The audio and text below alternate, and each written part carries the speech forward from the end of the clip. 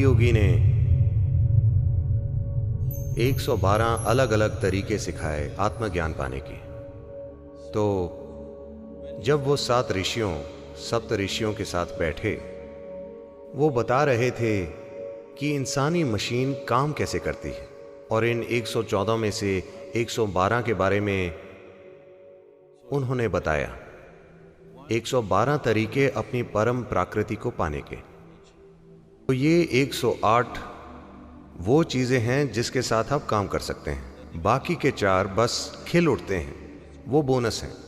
अगर आप 108 के साथ अच्छे से काम करते हैं तो बाकी के 4 खुद हो जाएंगे, ये इनाम की तरह हैं।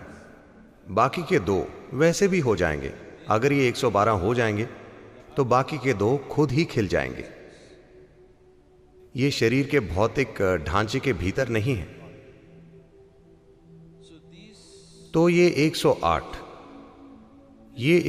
वो संख्या है जिसने इस प्रणाली में इसीलिए अभिव्यक्ति पाई है क्योंकि 108 एक महत्वपूर्ण प्रक्रिया है या एक महत्वपूर्ण संख्या है सौर्य मंडल की रचना में। सूर्य और धरती के बीच की दूरी सूर्य के व्यास की 108 गुना है। चांद और धरती के बीच की दूरी चांद के व्यास की 108 गुना है। The distance between the moon and the planet and the distance between the sun and the planet is 108 times over. Like this… कई रूपों में आप देखेंगे कि 108 अनुपात है सौर्य मंडल की रचना में।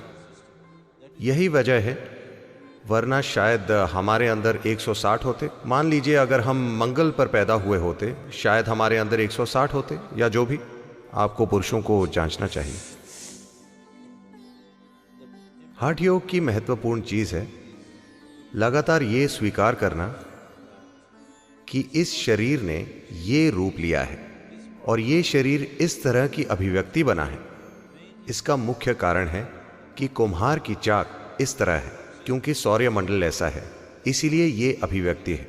तो आदि योगी ने बहुत स्पष्ट कहा है कि अगर इंसानी शरीर को और विकसित होना है तो कुछ बड़े या प्रचंड बदलाव होने होंगे सौर्य मंडल की बनावट में।